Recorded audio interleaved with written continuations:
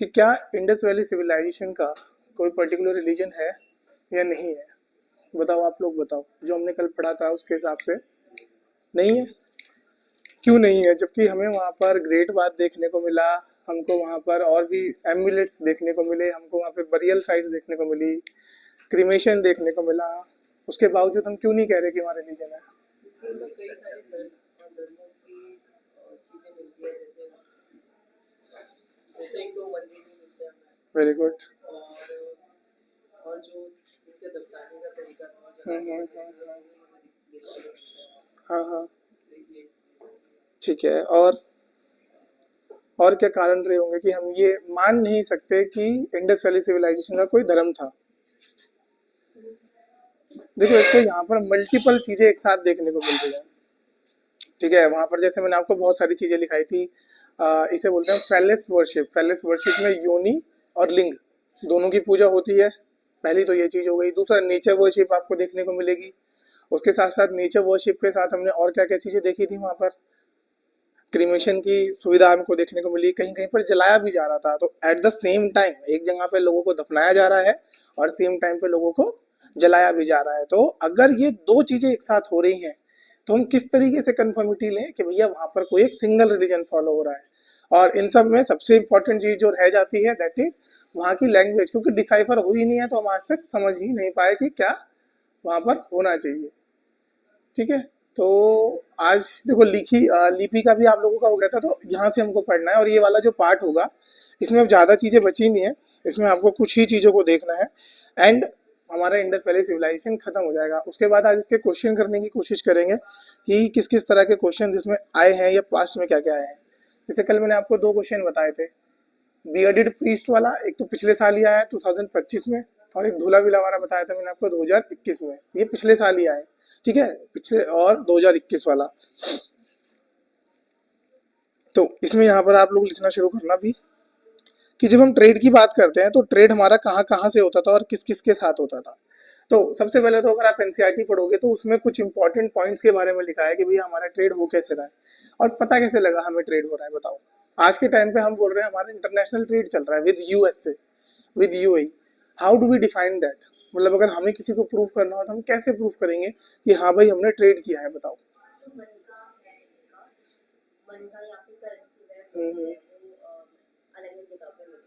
ठीक है, ओके चलो, ट्रेड था। किस तरह का ट्रेड देखने को मिलता था हमें? क्या उसमें हम कोई करेंसी को एक्सचेंज करते थे या बार्टर सिस्टम हम यूज कर रहे थे? बार्टर सिस्टम पक्का पता है सबको? बार्टर सिस्टम क्या होता है? बार्टर सिस्टम में एक इंपॉर्टेंट चीज होती है जिसे बोला जाता है डबल कोइंसिडेंस ऑफ वांट्स। ठीक है, तो यहाँ पर दोहरी मांग आपको होनी चाहिए कि मतलब सामने वालों को भी कोई चीज चाहिए और आपको भी सेम टाइम पे कोई चीज चाहिए, तो डबल कोइंसिडेंट ऑफ वांट होनी चाहिए। अब इन लोगों ने कोई पर्टिकुलर करेंसी बीच में क्यों नहीं लेके आई? बताओ। जैसे आज के टाइम पे अगर मुझे और मतलब मैं यहाँ पर बैठा हूँ इंडिया में और कोई व्यक्ति अगर यूएसए में बैठा है, हम लोगों को ट्रेड करना है, तो क्या हम बार्टर करेंगे कि हम किसी करेंसी के थ्रू ट्रेड करेंगे? ऑब्वियस की बात है, कोई करेंसी पकड़ेंगे और वो करेंसी कौन सी होगी? जो भी हम दोनों के लिए फेवरेबल होगी। अब मोस्टली इंटरनेशनल ट्रेड के लिए कौन सी करेंसी फेमस है? यूएस डॉलर फेमस है, तो हम यूएस डॉलर में उसको ट्रेड को करेंगे। सेम टाइम पे यहाँ पर इन लोगों ने कोई करेंसी क्यों नहीं यूज करी? बताओ। नॉलेज नहीं होगा, ठीक है। और वाई नॉट करेंसी? मतलब क्या इन लोग अब जब इतनी अच्छी सी गुड एक्सचेंज रेट पता होना ना होना वो नहीं है कि एक्सचेंज रेट बनाए क्या। जैसे आज के टाइम आप देखोगे $1 कितना जा रखा है? बताओ। यस, $1 92 94 जितना भी है, ठीक है, मान के चल सकते हो। ये क्यों जा रहा है इतना? क्योंकि आज से कुछ 4 साल पहले की बात करोगे तो बहुत कम था। यस, डिमांड की। तो वो चीजें जो डिमांड एंड सप्लाई का जो प्रपोर्शन है वो यहाँ पर किस तरीके से लगा है वो नहीं लगता यहाँ पे। और जब आप मटेरियल्स की बात करोगे तो देखो यहाँ पे कौन कौन से मटेरियल कहाँ कहाँ से प्रोक्योर किए गए हैं। तो फॉर एग्जांपल हड़प्पन्स ना बहुत जगह से, जैसे नागेश्वर और बालाकोट, अभी मैं आपको लिखवाऊंगा कि हर एक मेटल कहाँ कहाँ से प्रोक्योर किया गया है। ठीक है, जैसे अगर मैं कभी भी बात करूँ तो कॉपर, कॉपर कहाँ से आएगा आपका? खेतरी माइन से आएगा। गोल्ड कहाँ से आएगा? कोलार माइन से आएगा। सुना है किसी ने? यस, कोलार माइन, जिसके ऊपर केजीएफ भी बनी है, मतलब not on the same concept but yes, जो केजीएफ वहाँ पे दिखाया गया है कोलार गोल्ड फील्ड, वो एक्चुअल में एक जगह हुआ करती थी इंडिया में जहाँ पर आज भी सोना निकलता है। फिर आप टिन की बात करोगे, जो टिन है वो कहाँ से लाएंगे, तो ये सारी चीजें मतलब एक एक करके एक एक एलिमेंट का हम पता करेंगे। और ऐसा नहीं है कि मतलब ये एग्जाम में नहीं आता, एग्जाम में डेफिनेटली आएगा। मैंने कल भी आपको बताया था, जिन बच्चों ने कल का लेक्चर देखा होगा या जो थे क्लास में, उनको मैंने बताया भी था किस तरीके से मेंस में आपसे पूछा जाता है ना। आर्ट एंड कल्चर के कल फीचर्स हमने करे थे कि भैया कौन कौन से फीचर्स हैं जो हड़प्पन आर्ट एंड कल्चर के हैं। उसमें हमने क्या क्या पढ़ा था, टाउन प्लानिंग, पॉटरी पढ़ा था, और क्या क्या था, टेराकोटा फिगर्स थे, और क्या क्या बताया था बताओ। मैंने बोलता ना उस क्वेश्चन को लिख लेना, ट्राई किया घर पे, उस क्वेश्चन को लिख लेना। वो सबसे बेसिक क्वेश्चन है हड़प्पा का, जब भी आएगा सबसे बेसिक यही आएगा। अब वो सबसे इजीएस्ट क्वेश्चन हो सकता है। आपने ट्राई किया था उसे घर पे? क्यों? कल का याद है वैसे कौन कौन सी चीजें थी उसमें? 3 तो मैंने बता दी, 2 आप बता दो। वो तो टाउन प्लानिंग में आ गया, ठीक है। और गुड, सील्स हो गया, मोटिव्स हो गया, बीड्स हो गया, पोट्री हो गया, और स्कल्पचर्स, ठीक है, टेराकोटा फिगर्स हो गए, और ठीक है वेट एंड मेजर्स हो गए। अच्छा याद दिलाया आपने, वेट एंड मेजर्स के बारे में भी बताना, मैं जस्ट स्किप हो गया था। टेक्सटाइल भी हो सकता है, बिल्कुल हो सकता है। उसके साथ साथ वहाँ का आर्ट एंड कल्चर में और क्या फेमस था, रिलीजन है ना, जैसे मदर गॉडेस हो गया, ठीक है, पशुपति की सील हो गई, प्रोटो शिवा जिनको बोला जाता था। पशुपति की सील में कौन से 4 एनिमल देखने को मिले हमें? हाथी भी था, गेंडा था, और 12 सिंगा था, नीचे था पक्का, यस नीचे पे था, नीचे पे था। मैंने बताया था ना उस सील में नहीं दिख रहा था, बट आप अगर आप जाके देखोगे कोई और फोटो तो नीचे पे दिखेगा दिखेगा, ठीक है। उस फोटो में मेरे से गलती से क्रॉप हो गया था, और वो मैंने 2-3 साल से बदली नहीं फोटो आज तक, ना तो टाइम मिला। अब फिर मैं बता देता हूँ, बच्चे खुद ही एनसीईआरटी से देख लेते हैं तो मिल जाता है, ठीक है। तो 4 आपके जानवर वहां पर देखने को मिलेंगे। अच्छा, शिव जी के कितने मुंह दिख रहे हैं उसमें? 3। और हॉर्न्स कितने दिखे? 2 हॉर्न्स दिखे। ये एग्जैक्ट याद रखना, ये ऐसे करके चीजें पूछी जाती है। या आपको अगर सील्स को एक्सप्लेन करना हो वहां पर कि भैया सील्स कितना था क्या था, तो ये सारे फीचर जब आप कोट करोगे तभी वहां पर कुछ इंपॉर्टेंट रिजेम्बलेंस आएगी। ग्रेट बाथ, ग्रेट बाथ में मैंने आपको बताया था कि चारों तरफ क्या होता है, क्या क्या चीजें थी वहां पे, चेंजिंग रूम हुआ करते थे, स्टेयर्स हुआ करती थी, और चारों तरफ आपके टैंक्स रखे हुए थे। उन टैंक से क्या आएगा, पानी आएगा और उसमें फिल हो जाएगा। अब जो बनाया गया है, जैसे आज के समय पे आप स्विमिंग पूल बनाते हो तो कैसे बनाते हो, टाइल्स वगैरह लगा के। उन्होंने कैसे बनाया, उन्होंने ईंटें लगाई है, उनके बीच में मोटार, उनके बीच में क्या भरा था, मोटार भरा था, और उसके ऊपर किसकी लेयर लगा दी थी, जिप्सम की लेयर लगा दी थी। बस ये जिप्सम आपको जरूरी याद रखना है कि वहां पर क्या डाला गया था जिससे कि ये चीजें है। उसके बाद मैंने आपको ड्रेनेज पैटर्न बताया था उनका, कि क्यों उनके टाइम पे जो उनके वहाँ की नदी, क्या बोल नदियाँ बोल रहा हूँ, नाले हुआ करते थे, उनमें पानी क्यों नहीं अटकता था। आप देखो देहरादून इतना बढ़िया शहर है, कल भी बारिश पड़ी, कहीं ना कहीं तो पानी भरा ही होगा, है ना, छोटे मोटे तौर पे कहीं ना कहीं तो पानी भर ही जाता है। उस टाइम पे उनके टाइम पे क्यों नहीं भरता था, तो उन्होंने ऐसा क्या नया यूनिक किया था। और ये सारा हमने कल डिस्कस भी किया था कि उनकी जो नालियाँ होती थी उनमें एक इस तरीके से डिप्रेशन होता था, जो भी स्कम वगैरह होगा वो यहाँ से आके यहाँ सेटल हो जाता था, जो वेस्ट वाटर था वो ऊपर से कंटिन्यू होता था। जब ये फिलअप हो जाता था उनको क्या करना होता था, ढक्कन निकाला और नीचे से ऐसे खींच के निकाल दिया। आप देखो बहुत सारी यूरोपियन कंट्रीज आज भी इसी तरीके पे काम कर रही है कि जितना भी स्कम है वो इकट्ठा हो जाए और पानी सीधा बह के निकल जाए, ओवरफ्लो करके निकल जाए, ठीक है। एक तो ये हो गया। फिर जब मैंने हाउसेज बताए थे, हाउसेज में क्या बताया था कि एक होता था सेंट्रल कोर्टयार्ड, और उसके अराउंड आपके कमरे हुआ करते थे, और जो वेल हुआ करता था मतलब कुआं, कुआं कहाँ बना होता था बताओ,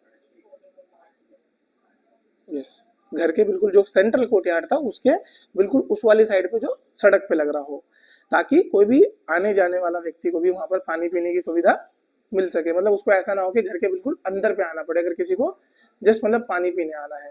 किचन वगैरह सब कहाँ हुआ करता था, कोर्ट यार्ड में हुआ करता था। तो ये कुछ फीचर्स थे, ऐसे ही फीचर्स आपको यहाँ से भी उठाने हैं कि मतलब कहाँ कहाँ से हमने कौन कौन सी चीजें ली हैं, ठीक है। तो इसको लिखोगे अगर आप, इसको लिखो जरा, evidence of trade and commerce, अभी एक एक करके इनमें सारे जगहों के नाम बताऊंगा।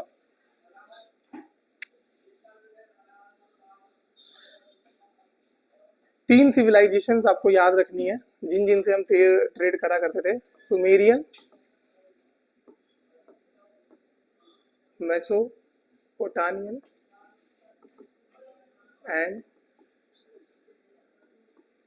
इजिप्शियन। ये तीन अलग अलग सिविलाइजेशन थी, मतलब तीनों का जो एरिया था वो अलग अलग था। इन तीन सिविलाइजेशन से हमारे क्या हुए, ट्रेड के साक्ष्य मिले हैं। और क्या क्या इसके, तो इसको इस तरीके से लिखना था, Harappan seals and artefacts, the Harappan seals and artefacts was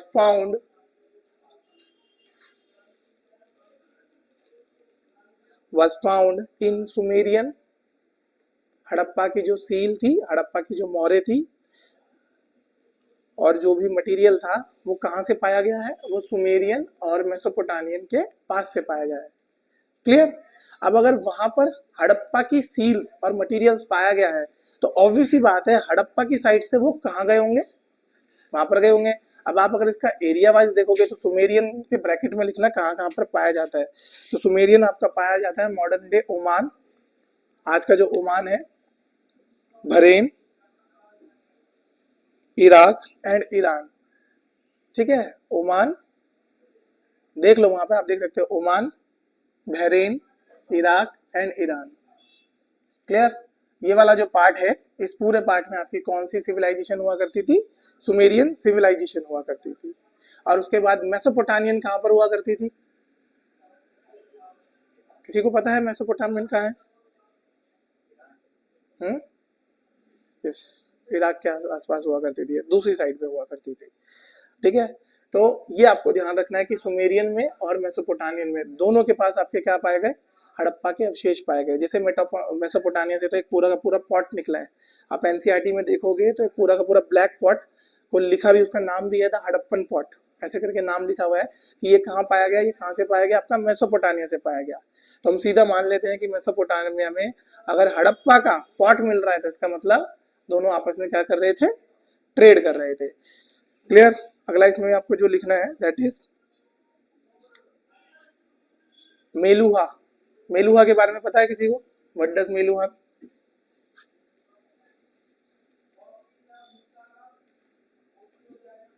हाँ भाई, किसी ने सुना है मेलुहा शब्द? ये जो मेलुहा शब्द होता था ये हड़प्पन के लिए यूज होता था। अब कैसे यूज होता था वो समझ लो। तो मेसोपोटामियन एक टेक्स्ट है, ठीक है, मतलब उनकी जो स्क्रिप्ट है वहां का एक कोई टेक्स्ट है, उसमें मेलुहा शब्द का यूज किया गया है। और उस मेलुहा शब्द का मतलब होता है पीपल ऑफ सी फार, मतलब बहुत दूर से, समुद्र पार से आए हुए लोग। और जब वहां पर उन्होंने समुद्र पार से आए हुए लोग बोला है तो वहां पर ये माना गया है कि वहां पर किसका जिक्र कर रहे थे, वो हड़प्पन का जिक्र कर रहे थे। तो ये जो मेलुहा है ये किसके लिए यूज हुआ है, ये हम लोगों के लिए, मतलब हड़प्पन के लिए यूज हुआ है।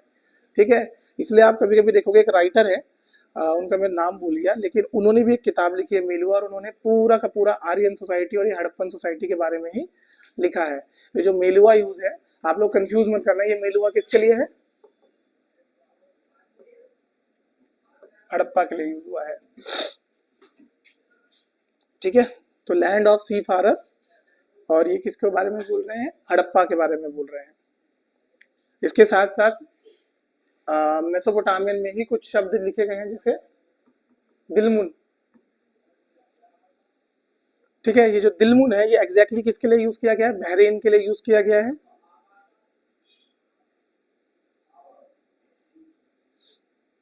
और अगला यूज किया है मकन, MAKAN। ठीक है, मकन, ये यूज किया गया है मकरन कोस्ट के लिए। अब इन दोनों के बारे में जिक्र क्यों किया गया है तो इसको समझो। जैसे मेसोपोटामिया से अगर उनकी यात्रा शुरू होती थी, ठीक है, उस टेक्स्ट में क्या लिखा है वो समझा देता हूँ कि मेसोपोटामिया से उनकी यात्रा शुरू होती थी और वो ऑल द वे कहाँ आते थे, मेलुहा तक आते थे। तो वो बताते हैं कि बीच बीच में वो कहाँ कहाँ पर रुकते थे। तो जहाँ पर जैसे दिलमुन में वो रुके या मकन में रुके वो, तो उन चीज़ों का उन्होंने जिक्र किया है कि भाई यहाँ से अगर हम यात्रा करेंगे, जैसे आज के टाइम पे भी अगर आप कोई भी यात्रा करते हो, छोटी से छोटी या बड़ी से बड़ी, तो बीच में पिट स्टॉप तो लेते होंगे ना, रेस्ट तो लेते होंगे। तो जहाँ भी वो रुक रहे थे या जहाँ भी वो अपना बेस बना रहे थे या रात गुजारने के लिए जगह ले रहे थे, उन सब जगहों के बारे में उन्होंने जिक्र किया है। तो वहीं से हमें पता लगा है कि दिलमुन किसके बारे में बात करी गई है, बहरैन के बारे में, और ये मकन है मकरन कोस्ट के बारे में बात करी गई है। ये दोनों क्या है, हमारा मेलुआ और मेसोपोटामिया के बीच में एक जगह पड़ती है, उसके बारे में बोला जाता है। क्लियर, इतना समझ आया? तो बस इतना आपको याद रखना है। ये चीज समझ आए कि कहाँ से हम क्या निकालते थे, तो जैसे हम शॉर्टोगही से क्या ले जाते थे, हम बताओ। अफगानिस्तान से लैपिस लजुली, ये एक तरह का क्या होता है, किधर लिखा है यार, ब्लू स्टोन, नीलमणि, मतलब नीलमणि अलग हो गया, पर ब्लू स्टोन एक तरह का नीला करके पत्थर होता है। ठीक है, जैसे आप, चलो इसका एग्जाम्पल, सलमान खान का ब्रेसलेट देखा है, उसमें देखा है एक नीला नीला सा पत्थर होता है, वो स्काई ब्लू टाइप का, तो वैसा आप मान सकते हो लैपिस लजुली एक वैसा ब्लू स्टोन है। ये बहुत महंगा आता है और बहुत बड़े बड़े ऑर्नामेंट्स में यूज होता है, तो उस समय भी इसको यूज किया जाता था। और ये कहाँ से आता था आपका, ये अफगानिस्तान के पास से आता था। ठीक है, फिर एक और मटेरियल होता है जैसे कार्लेनियन, ये कहाँ से आता था, ये गुजरात से आया करता था। फिर सियाटाइट, ये कहाँ से आता था, ये अगेन राजस्थान से आता था। क्लियर, इस तरह से आपको चीजें रेफर करने की कौन सा मटेरियल कहाँ से आता था। जो जो इसमें दिख रहा है वो लिख लेना यहाँ से, और जो जो इसमें नहीं लिखा है वो मैं आपको अलग से लिखवाई दूंगा अभी। ठीक है, तो लैपिस लजुली हो गया। फिर हड़प्पन आर्किटेक्ट्स में जब जब हमने अपने वेसल्स का क्या किया है, केमिकल एनालिसिस किया है, उनसे हमें एक चीज समझने को मिली है कि भैया ये इतने सालों तक प्रिजर्व कैसे हो गए, बताओ। मतलब इतने साल पुराना एक मिट्टी का घड़ा इतने सालों तक कैसे प्रिजर्व हुआ। मिट्टी का घड़ा मिट्टी में ही दब गया, ये बढ़िया है।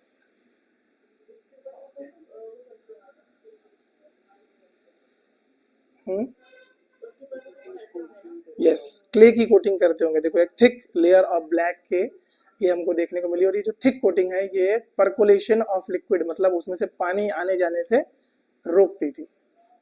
क्लियर, और जब पानी नहीं आने जाएगा तो वो जो मिट्टी का घड़ा है वो आराम से, बहुत आराम से प्रिजर्व होके रह सकता है। अब अगेन ये तो हो गया उसका प्रिजर्वेशन का पार्ट। हमने ये कैसे एग्जैक्टली प्रूव किया कि भैया ये सेम टाइम के, कार्बन डेटिंग। पर कार्बन डेटिंग हमने जब करी तो हमें बहुत सारे, कार्बन डेटिंग की भी जरूरत नहीं है, आप सीधा सीधा उसका केमिकल एनालिसिस करते हैं ना। जैसे एक घड़ा जो हड़प्पा से मिला, एग्जैक्ट हड़प्पा से मिला, और एक घड़ा जो मेसोपोटामिया से मिला, जब उन दोनों का हमने केमिकल एनालिसिस किया तो हमको वहां पर कुछ ऐसे मेटल्स पाए गए जिनका ओरिजिन सेम दिख रहा है। अब ये तो एक ही समय एक ही वजह से हो सकता है, या तो दोनों एक ही जगह बनाए गए हों।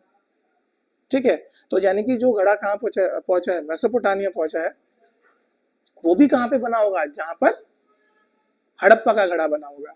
अब या तो हड़प्पा में जो घड़ा पाया गया वो मेसोपोटामिया में बना होगा, या तो मेसोपोटामिया में जो घड़ा पाया गया वो हड़प्पा में बना होगा। एक ही चीज हो सकती है इन दोनों में से, ऐसा नहीं होगा कि दोनों जगह पे सेम मेटल पाए जाए, क्योंकि दोनों की कंपोजिशन अलग अलग थी, मतलब दोनों की कंपोजिशन बिल्कुल सिमिलर है। ठीक है, तो यहाँ पर बस इतना ही ध्यान रखना है आपको कि इस तरह की चीजों से ही हमें पता लग पाया। फिर यहाँ पर इन्होंने एक और टर्म दिया है, मगन। ठीक है, ये मगन किसके लिए यूज होता है बताओ। मगन यूज होता है ओमान के लिए।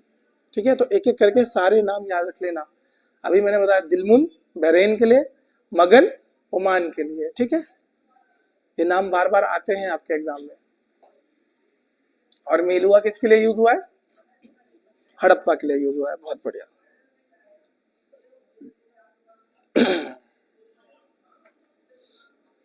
अच्छा ये बताओ, ट्रेड करने के लिए हमको सामान को एक जगह से दूसरी जगह ट्रांसपोर्ट करने की जरूरत तो पड़ेगी, है ना। तो दो तरह का ट्रेड हो सकता है, एक तो इंटरनल ट्रेड जो हड़प्पा की साइट्स के अंदर ही होता है, और एक होगा एक्सटर्नल ट्रेड। आज भी आप देखोगे इंडिया में दोनों ट्रेड होते हैं, कि इंटरनल जब हम इंडिया के अंदर पे ट्रेड करते हैं, और एक्सटर्नल जब हम इंडिया से बाहर ट्रेड करते हैं।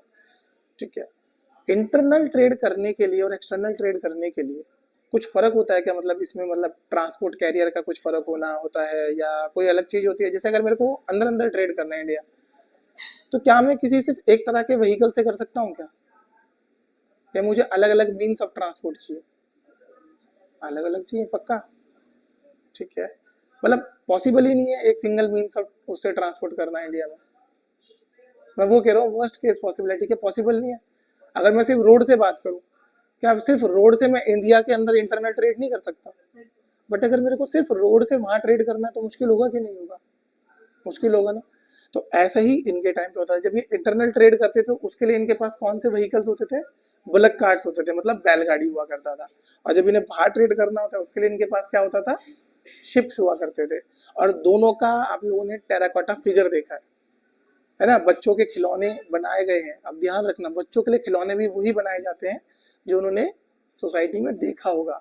तो दो ही चीज के आपको टेराकोटा फिगर मिले, तो बुलक कार्ट का मिला है और एक आपको शिप का मिला है। तो दोनों के दोनों आपको देखने को मिले हैं। तो दोनों यहाँ पर यूज हुआ करते थे, ship for external trade and bullock cart for internal trade.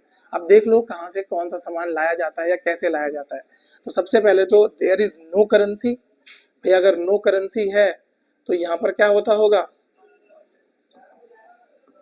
ठीक है, यहाँ पर हम कौन सा सिस्टम चलाते हैं, बार्टर सिस्टम चलाते हैं। बाद में धीरे धीरे हमको यहाँ पर जैसे बुलक कार्ट भी जो बना है वो किसकी तरह दिखने लग गया हमें, हॉर्स कार्ट की तरह। आप देखते हो ना घोड़ा गाड़ी, बाद में हमने उसमें थोड़े थोड़े से इम्प्रूवमेंट करे और उसको घोड़ा गाड़ी की तरह बना दिया। पर एग्जैक्ट हमें घोड़ा गाड़ी क्यों नहीं मिली, क्या हम कंफर्मिटी से कह सकते हैं कि घोड़े का पता ही नहीं था। ठीक, इंडिया में प्रचलन में नहीं था। कहाँ से पता लगा था मैं घोड़े का, अफगानिस्तान की कुछ, कहाँ से, वही तो पूछा कौन सी साइड से मिले, गुजरात, अफगानिस्तान की कौन सी, आप भी बताओ गुजरात में कौन सी और अफगानिस्तान में कौन सी, सुरकोटड़ा, हाँ जी वही वही, गुजरात में कौन सी। इसमें मैंने बढ़िया सी कहानी बताई थी ना आप लोगों को, मैंने बोला था कि ये कहानी याद रख लोगे तो कभी भूलोगे नहीं। वो एक्चुअल कहानी नहीं है, वो बस मैं मेड अप कहानी बता देता हूँ ताकि याद रह जाए तुम लोगों को। सुरकोटड़ा से मिली थी और दैट इज इन अफगानिस्तान। ठीक है, उसमें मैंने आप लोगों को रेफरेंस भी दिया था कि भाई मान के चल सकते हैं हम, ऐसा हुआ होगा कि लेटर फेज ऑफ हड़प्पा के टाइम पे कुछ लोग सेंट्रल एशिया से बस एक्सकवेशन करने आए हो कि चलो देख के आते हैं यार इधर की तरफ क्या है ना। हर किसी को चुल होती है ना कि अपना टेरिटरी को एक्सपेंड करने की। तो कुछ लोग जो सेंट्रल एशिया की जो डायनेस्टीज होंगी वहां से चले होंगे और वो किधर की तरफ चले होंगे, हमारे इंडिया की तरफ चले होंगे। जब वो इंडिया की तरफ आ रहे होंगे तो वो घोड़ों पे आए, यहाँ के बेचारे फंस गए क्योंकि खाना नहीं मिला और बीच का पूरा बंजर इलाका है, तो घोड़े भी मरे और इंसान भी मरे। अब जो इंसान मरे उनको तो हमने हड़प्पन्स में काउंट कर लिया होगा, ये भी हड़प्पन्स ही होंगे। पर जो घोड़े हैं वहां से फिर दो थ्योरीज उठना शुरू हो गई। पहली थ्योरी जो मानती है कि हड़प्पन्स को घोड़ों के बारे में पता था, एंड दूसरी थ्योरी जो मानती है कि हड़प्पन्स को घोड़ों के बारे में कोई आइडिया नहीं था। अगर आप 2013 से पहले की बात करोगे तो यूपीएससी भी मानता है कि there was no evidence of horses. 2013 से बाद की बात करोगे तो यूपीएससी ने मान लिया कि हड़प्पा में घोड़ों के साक्ष्य है।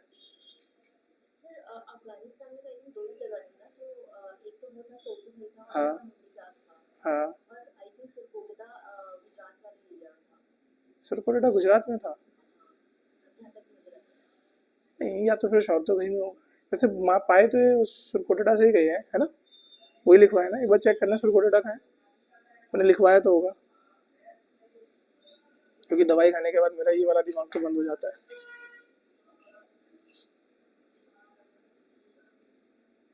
चेक करो मैंने कहाँ पे लिखवाया सुरकोटड़ा।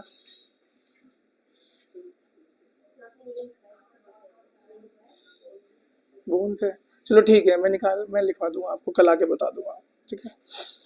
ओके, सो यहाँ पर हम जो कर रहे थे, अगेन बार्टर नहीं होता था, और मतलब बार्टर होता था और बाकी कोई चीजें आपको देखने को नहीं मिलेंगी। अब इसमें लिख लो मीन्स ऑफ ट्रांसपोर्ट में कोई मेटलिक मनी नहीं थी, तो बार्टर यूज गुजरात में, ठीक है।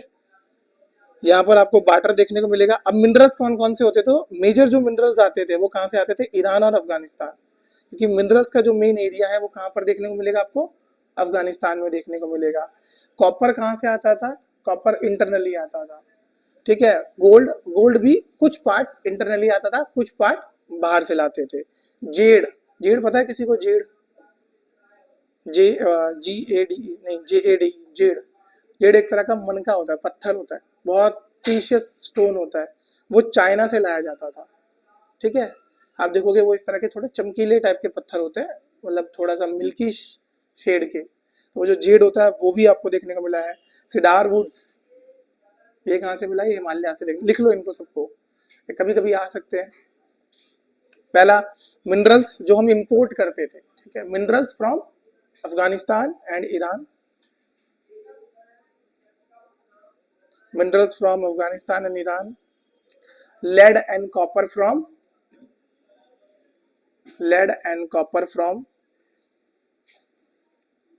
Parts of India. अब इनको एक्सप्लेन करके लिखेंगे भी कौन से पार्ट से, lead and copper from different parts of India. ठीक है, जेड, JADE, ये वाला जेड फ्रॉम चाइना,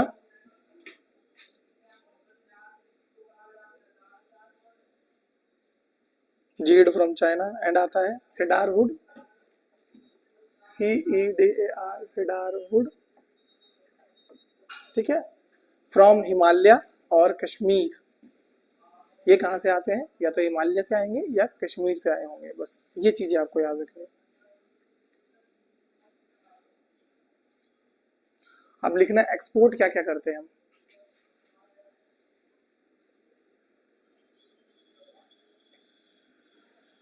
एक्सपोर्ट हमने क्या क्या करा, एग्रीकल्चर प्रोडक्ट्स हमने एक्सपोर्ट करे, जो जो हमने बनाए एग्रीकल्चर के लिए वो सब एक्सपोर्ट किया।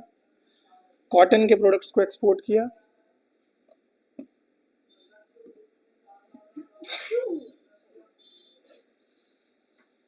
ठीक है, टेराकोटा फिगर्स हमने एक्सपोर्ट करे,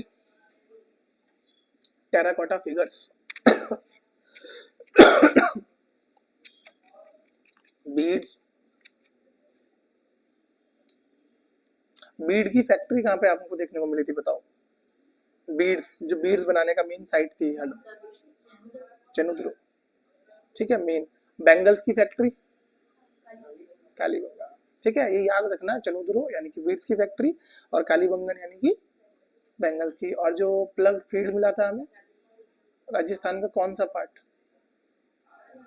मतलब जहां पर जुता हुआ खेत ऑलरेडी मिला। हाँ भाई, और कोई? यस, कालीबंगा से आपको देखने को मिला था। मतलब ये कुछ ऐसी जगह है जिनको रटना ही रटना है हमें। ठीक है, फिर लिखो conch shell, CONCH, conch shell from Lothal. Conch shell, conch shell मतलब वो होते हैं ना, मतलब सीपियां वगैरह जो पाई जाती हैं आपके समुद्र के पास से, वो। अगला लिखो आइवरी प्रोडक्ट्स, आइवरी हाथी दांत, आइवरी प्रोडक्ट्स। ठीक है, copper, gold and variety of foods, ये सब हम एक्सपोर्ट करा करते थे।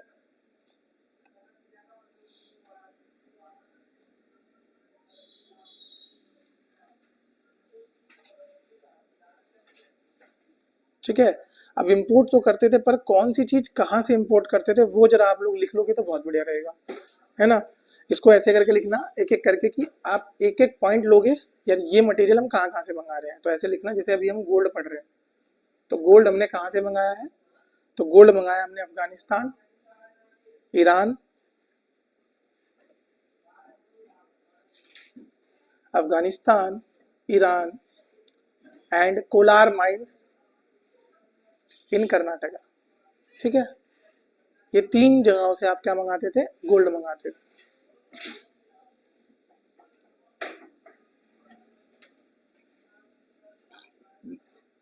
फिर लिखो बिटुमिन, BITUMEN।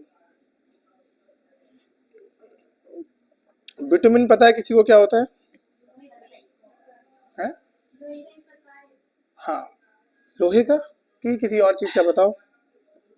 पक हाँ जी, यस। हाँ, देखो 4 तरह के कोयले आपको पाए जाते हैं। हाँ, 4 तरह के कोयले आपके पाए जाते हैं। कौन कौन से होते हैं? सबसे अच्छा कौन सा होता है? एंथ्रासाइट। दूसरा होता है ब्यूटिमिनस। तीसरा होता है लिग्नाइट। चौथा होता है पीट। ठीक है, इन सब में सबसे अच्छा वाला है एंथ्रासाइट, जिसमें हाई कार्बन कंटेंट और लेस सल्फर कंटेंट है। इसके बाद आता है आपका bitumen, high carbon content and high sulphur content. India में सबसे ज़्यादा क्या पाया जाता है? विटामिन पाया जाता है। कुछ जगह है जहाँ पे सिर्फ एंथ्रासाइट पाया जाएगा। इसी वजह से जब जो बेस्ट ग्रेड ऑफ कोयला होता है वो हमें इम्पोर्ट करना पड़ता है। आप देखो हमारे यहाँ पे कोयला इतना सारा है, उसके बावजूद भी हम कोयला क्या करते हैं? इम्पोर्ट करते हैं। तभी कभी कभी हमारी जो एनर्जी होती है उसे इम्पोर्टेड एनर्जी भी बोला जाता है। वाई? ये क्रिटिसाइज किया जाता है। इंडिया की जो एनर्जी सेक्टर होता है उसको क्रिटिसाइज ही ऐसे किया जाता है that Indian energy sector is imported energy.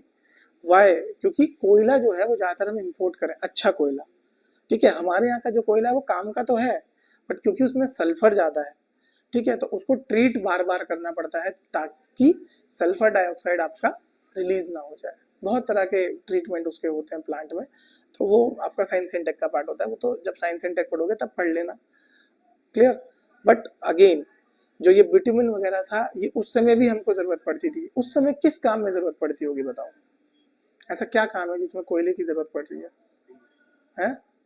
भट्टी में, यस, फर्नेस जो हम जलाया करते थे, क्योंकि आप देखोगे कि इसका जो एक खास फीचर था दैट वाज बेक्ड ब्रिक्स। हर जगह पे क्या बनती थी यहाँ पर, जो आपकी ईंटें हुआ करती थी वो बेक्ड हुआ करती थी, पकी हुई ईंटें हुआ करती थी, कच्ची ईंटें नहीं हुआ करती थी। तो जो बेक्ड ब्रिक्स है वो कहाँ से आएंगी? वो फर्नेस से आएंगी, ठीक है, फर्नेस बेक्ड हुआ करती थी ये। जैसे इसके बाद आप इंडस वैली सिविलाइजेशन की बात करोगे, या एक एग्जांपल बता देता हूँ, मेसोपोटामिया में, ठीक है, मेसोपोटामिया में भी आपकी कैसी हुआ करती थी, बर्न्ड ब्रिक्स यूज हुआ करती थी, बट उनको अलग तरीके से बर्न किया जाता था। यहाँ पे फर्नेस बेक्ड हुआ करती थी, वहां पर अलग तरीके से बेक्ड होती थी, और कुछ कुछ जगहों पे तो अनबेक्ड ब्रिक्स भी यूज हुई है मेसोपोटामिया में।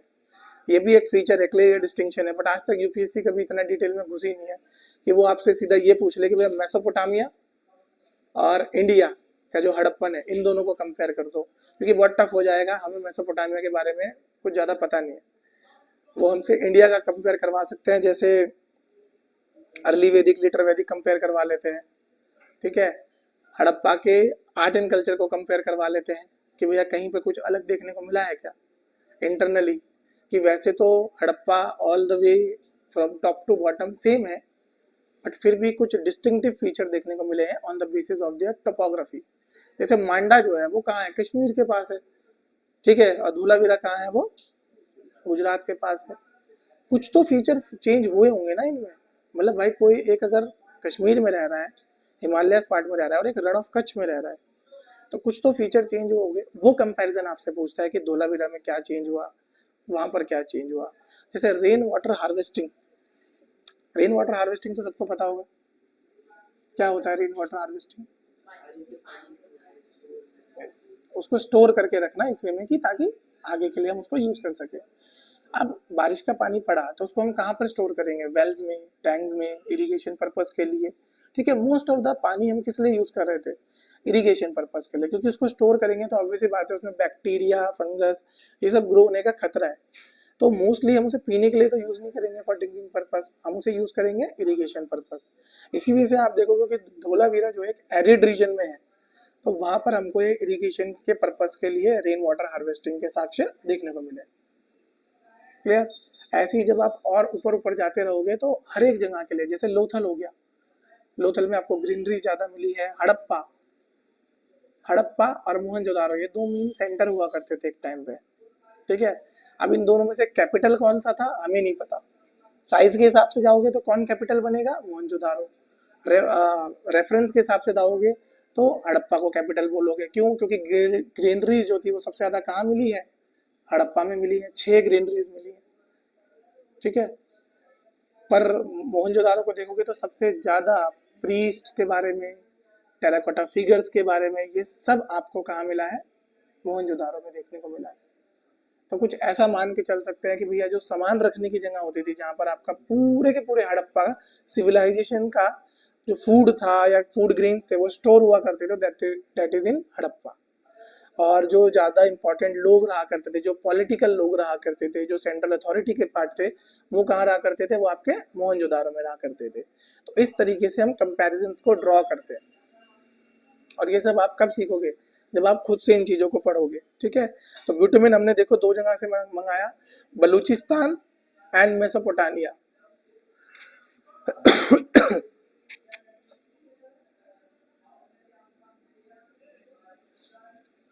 अगला कॉपर, कॉपर भी हमने 2 जगह से मंगाया, Khetri mines Rajasthan and Oman, ये भी 2 जगह से आया।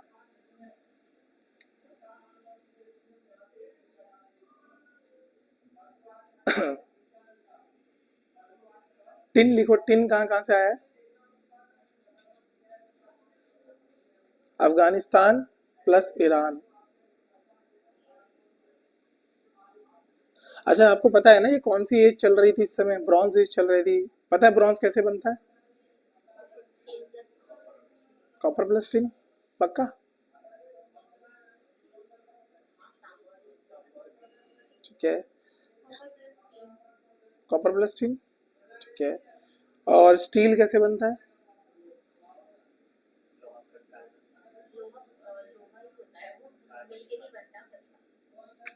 Steel is an alloy, steel naturally नहीं मिलता, स्टील बनाया गया है, स्टील नेचुरली कभी मिल ही नहीं सकता।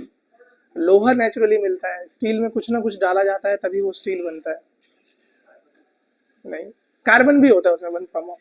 यूपीएससी ने पूछा और एग्जैक्टली ये स्टील में क्या क्या पाया जाता है, किस कंपोजिशन से पाया जाता है। कभी कभी दिमाग खराब हो जाता है यूपीएससी का ऐसे सवाल पूछने के लिए।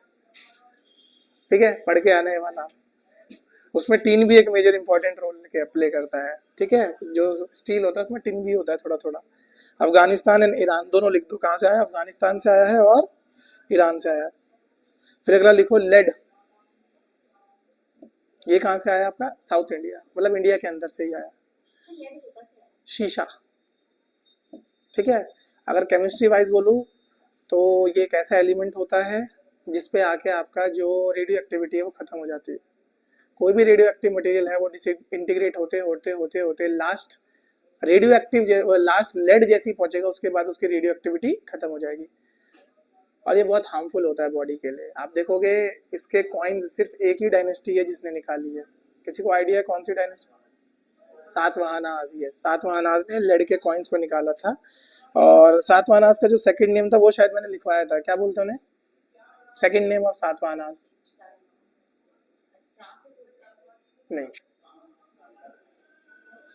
आंद्रास, यस, ठीक है। उन्हें आंद्रास बोला जाता है, उनका दूसरा नाम था आंद्रास। कुछ उनके 3-4 फीचर्स थे जो मैंने टाइमलाइन के टाइम पे बता दिए थे कि भैया ये तो पढ़ लेना। अगला लिखो लैपिस लजूली। लैपिस लजूली ये ब्लू स्टोन होता है, ब्रैकेट में ब्लू स्टोन लिख देना, नीला पत्थर। कहाँ से आता है ये? All the way from Afghanistan. Short तो गई अफगानिस्तान। अगला लिखो Z, JADE, Z, Pamir China.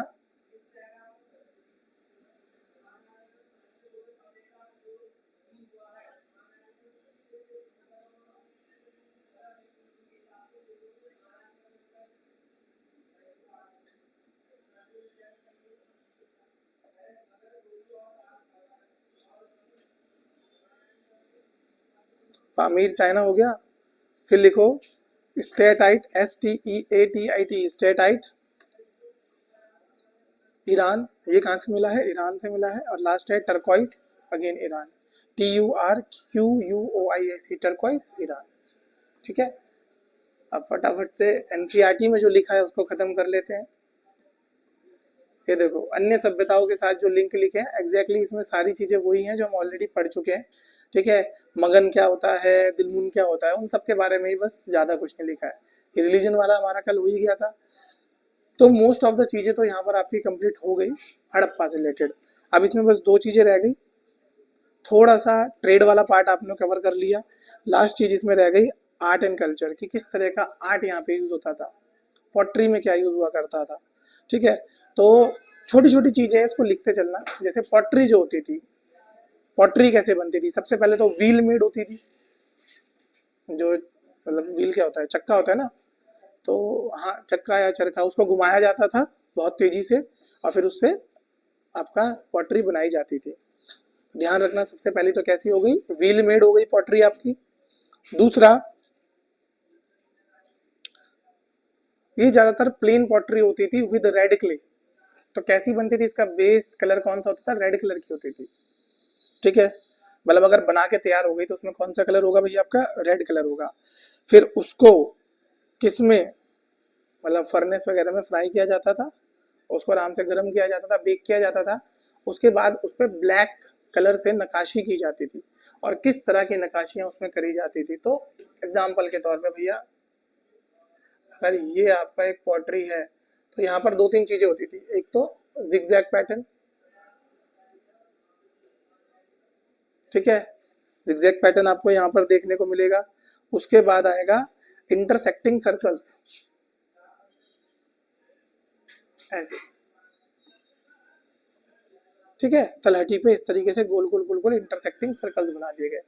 फिर बीच में कहीं पर मछली, अब मैं मछली तो बना नहीं पाऊंगा, इतना बड़ा कलाकार तो नहीं हूं मैं, है ना। तो यहाँ बीच में आप लोग मछली बना के याद रख लेना कि बीच बीच में मछली बनी होती थी, ठीक है। तो ये होता था, और ये वाले पे हॉरिजॉन्टल बैंड्स हुआ करते थे। तो ये जो भी हमने डिजाइन बनाया है, ये किस कलर का होता था, ब्लैक, और जो ये पीछे का होता था ये होता था रेड। तो ये कैसी होगी, ब्लैक ऑन रेड पॉटरी हुआ करती थी,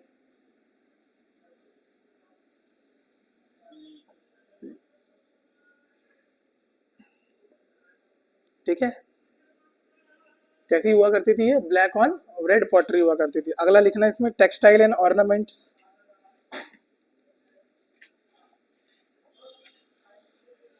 उनको कौन कौन से, क्या बोल सकते हैं, कपड़े का पता था, मतलब किस किस टाइप का उनका कपड़े का नॉलेज था।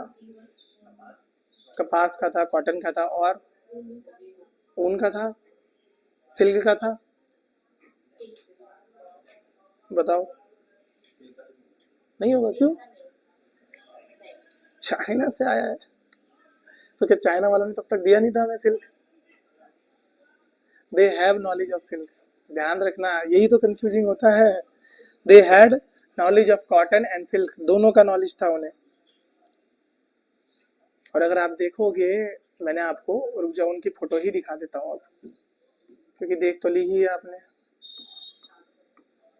ये देखो, ये अंकल जी, देख रहे हो इनके शॉल पे किस तरह की नक्काशी की गई है, जूम कर देता हूँ। ये देखो इनके शॉल पे जरा फोकस करो, किस तरह की नक्काशी की गई है, ठीक है। ये जो शॉल बनाया है हमारे पृष्ठ साहब का, तो पूरा क्या है, पूरा बिल्कुल एकदम इंद्रधनुष बना दिया इन्होंने, बिल्कुल फ्लावर फ्लावर कर दिया। तो ये सारी चीजें यहाँ पर देखने को मिली है। फिर वूल की जो स्पिनिंग यॉर्न होता है ना, जहाँ से वूल निकाला जाता है या वूल से कपड़े बनाए जाते हैं, वो, और कॉटन के कपड़े बनाने वाली जगह, ये बहुत ज्यादा फेमस थी, मतलब बहुत कॉमन है, हर एक साइट में आपको स्पिनिंग यार्न आपको देखने को मिलेगा ही मिलेगा। क्लियर। दूसरा, कार्लेनियन जो होता है, जिसे मैं कार्लेनियन बोल रहा था ना, वो किस कलर का होता है, वो रेड कलर का होता है, मतलब रेड कलर का एकदम चिकना सा पत्थर, तो वो भी यहाँ पर बहुत ज्यादा यूज होता है, ठीक है। टूल्स आपको यही याद रखने हैं कि किस तरह के टूल्स यहाँ पर पाए जाएंगे। अब क्योंकि ये ब्रॉन्ज एज का पार्ट है, तो आपको ब्रॉन्ज के बारे में याद रखना है। ब्रॉन्ज बनता है कॉपर प्लस टिन से, ओके। इसके साथ साथ यहाँ पर जितने भी मेटल के चीजें मिलेंगी वो ब्रॉन्ज की ही देखने को यहाँ पर आपको मिलेंगी। इसके साथ साथ यहाँ पर दो तीन चीजें और हैं जो छोटी छोटी हैं। भैया स्टैचूज कैसी बनती थी, बताओ। स्टैचूज बनाने की एक टेक्निक होती है जिसे हम बोलते हैं लॉस्ट वैक्स टेक्निक। ये लॉस्ट वैक्स टेक्निक क्या होती है, इसमें बेसिक, हाँ, इसमें पहले ढांचा बनता है बाहर का, और उसके अंदर क्या डाला जाता है, कॉपर। पहले एक ढांचा बनाते हैं और फिर ऊपर से उसका कुछ लगा देते हैं और उसके अंदर ना मोम भर देते हैं। अच्छा, ठीक है। नहीं, पहले मोम का ही बनाते हैं, पहले मोम का बनाते हैं, ठीक है। उसके बाद काट कूट के देती, उसके ऊपर से फिर मिट्टी वगैरह की कोटिंग कर देते हैं, और फिर जला देते हैं, फिर वो मोम पिघल जाती है, और फिर इसके अंदर जो भी मेटल बनाए, जैसे कांसा का बना देते हैं, कांसा भर देते हैं, और फिर कुछ टाइम बाद वो मिट्टी की जो परत होती है उसको हटा देते हैं। यस, आज भी सेम ही तरीके से कास्टिंग होती है, इसे बोलते हैं हम कास्टिंग। आज भी सेम तरीके से होती है। पहले आप क्या बनाओगे, मोम का ढांचा बनाओगे, क्योंकि मोम पे नक्काशी करना आसान है ना। आपको कोई मूर्ति बनानी है तो पहले आप क्या बनाओगे, सेम हाइट की, सेम लेंथ की मूर्ति बनाओगे मोम की, और उसके ऊपर मिट्टी रखोगे, पूरा मिट्टी से ढकोगे और आसपास से पैक कर दोगे एक बॉक्स की तरह। जब वो पैक हो जाएगा तो वो मिट्टी वहीं की वहीं सेटल हो जाएगी। अब आप क्या करोगे, उसको थोड़ा सा गर्म करोगे ताकि मिट्टी अपनी जगह प्लेस होल्ड कर ले। जब आप उसे गर्म करोगे तो जो मोम है वो अंदर से पिघल के, क्योंकि नीचे पे आपने ड्रेन करने के लिए छेद दिया है, मोम निकल जाएगा। तब वो जो कास्ट बचा उसके अंदर क्या होगा, अंदर हॉलो स्पेस है इन शेप ऑफ कैसे शेप में है, जो आपने मोम का बनाया हुआ था वैसे शेप में। अब उस हॉलो स्पेस में आप क्या डालोगे, ऊपर से ब्रॉन्ज डालोगे, या आज के टाइम पे जो भी आप मेटल डालना चाहते हो, इवन गोल्ड आप डालो, और वो उसी शेप में बन के निकल जाएगा। Clear? Any confusion about the lost wax technique की, और क्या होती है, कैसे होती है? इसका बस कुछ एक नाम होता है, वो आप यहाँ पे पढ़ लो। नॉर्मल समय पे हम इसे लॉस्ट वैक्स टेक्निक बोलते हैं, टेक्निकल भाषा में इसे सीरे पर्ड्यू बोलते हैं, CIRE, CIRE Purdue technique, PERDUE, CIRE Purdue technique.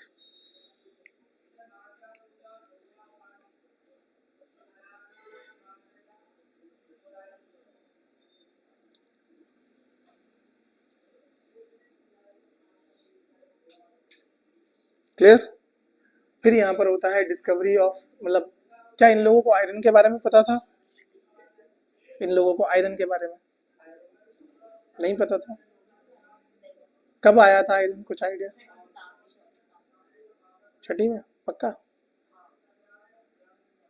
नहीं, उत्तर वैदिक काल में आया था। वैदिक काल, चलो वैदिक काल के दो चरण है, ऋग वैदिक और लेटर वैदिक।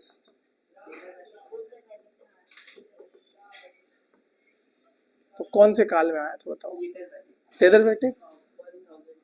Good, 1000 BC is the exact, या अप्रोक्सीमेट आप मान सकते हो एग्जैक्ट के लगभग कि 1000 BC आपका क्या है, आयरन का है। अब देखो यहाँ से जो फेज है, ये फेज चलेगा ट्रांजिशन का फेज, ठीक है? आपका लगभग लगभग हड़प्पा तो खत्म हो गया, ठीक है? हड़प्पा में से ज्यादा जानने के लिए कुछ नहीं, एग्जामिनेशन के लिए लास्ट एक पार्ट बचता है, डेट इज योर डिक्लाइन, ठीक है? डिक्लाइन आपको मैं बता देता हूँ। डिक्लाइन के ऊपर बहुत सारी थ्योरीज मतलब प्रोपगेटेड है। सबसे पहली थ्योरी है कि क्लाइमेट चेंज हुआ, उस वजह से पूरी की पूरी जो हड़प्पन सिविलाइजेशन थी वो खत्म हो गई। दूसरी थ्योरी बोलती है कि भैया फ्लड आ गया, वहाँ पे रिवर्स ने अपना कोर्स शिफ्ट किया। इंदस जहाँ पर आज चल रही है, जहाँ में आज दिख रही है, वहां पर नहीं चला करती थी। आपको पता है ना, ओवर टाइम नदियां अपना कोर्स चेंज करती हैं।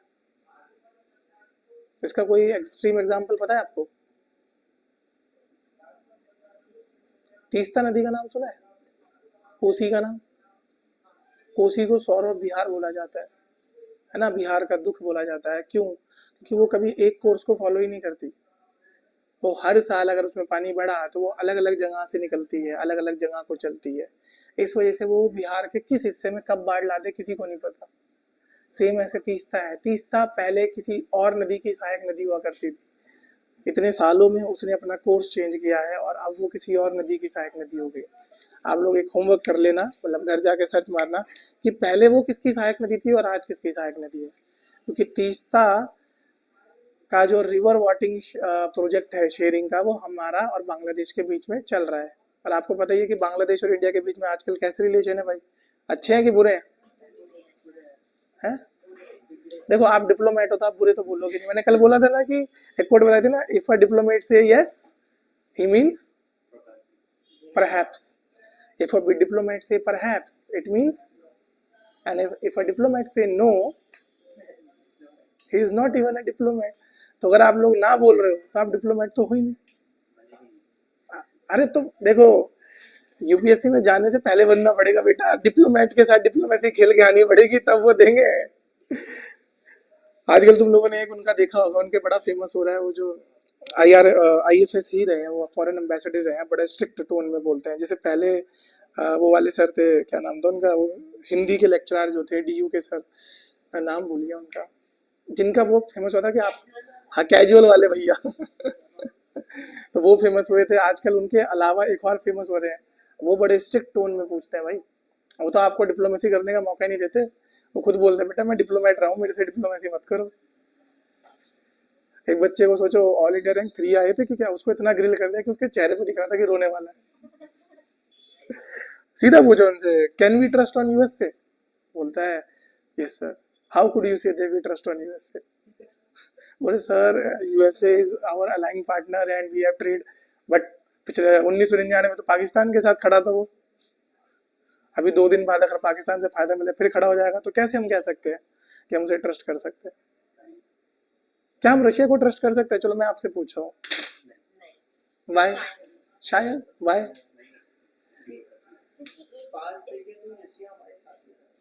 ठीक है, तो वो जो साथ देता है उसका ट्रस्ट नहीं करते। ऐसा भी है कि मैंने कुछ पढ़ा था हम्म। कि जब हमें आई थिंक जीएसएलवी लॉन्च करना था, हाँ, हमें भी वो दीदी ने बता दी क्रायोजेनिक टेक्निक। क्रायोजेनिक हाँ बिल्कुल। तो रशिया में बताने वाला था, बट अमेरिका ने फोर्स किया तो उसने नहीं बताया। CIA का पूरा मिशन चला था क्रायोजेनिक टेक्निक। जैसे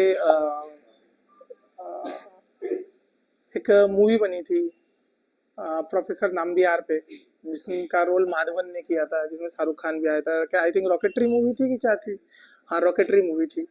उस पूरी मूवी का कॉन्सेप्ट ही इस चीज पे था कि अगर सही टाइम पे जब रशिया हमें क्रायोजेनिक इंजन दे रहा था, अगर उस टाइम पे हमें क्रायोजेनिक इंजन मिल जाता एट द सेम टाइम, अगर CIA बीच में दखल ना देता या जो भी बैक चैनल के डिप्लोमेसी चली है वो ना होती और हमें सही टाइम पे क्रायोजेनिक इंजन मिल जाता, तो आज हम अपनी स्पेस रेस में बहुत आगे दौड़ रहे होते।